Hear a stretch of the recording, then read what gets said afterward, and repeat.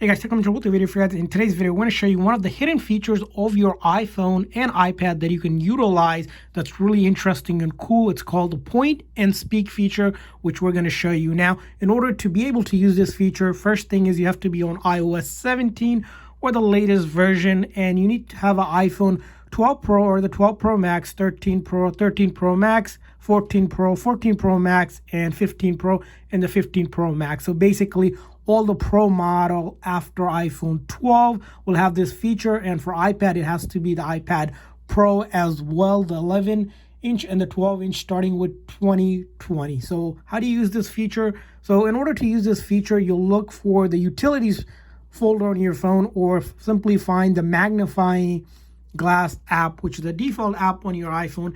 And once you find that app, you need to find something that you like to point to that your iPhone can detect. Here, I'll put this as an example, maybe this AirPod Pro. So what I'll do is, in order to activate the point and speak feature, you need to click on this button right here that looks like a square. Once you click on it, now it'll be in detection mode. You see this hand, that's the point and speak feature. Now it's on. And now in order to use it, I can just point to a text about 1 feet away, right? If I have a text here, so let me put this text here. I will try to point at this text. Hand detected. AirPods Pro. F-Charg.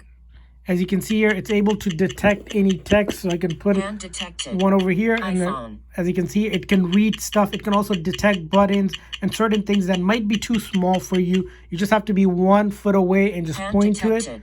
And again, as you can see here, it will work great just like that. So, and of course, to just turn it off, simply click on that again icon and just hit done here, and you'll be off the detection mode, and you can close out the app.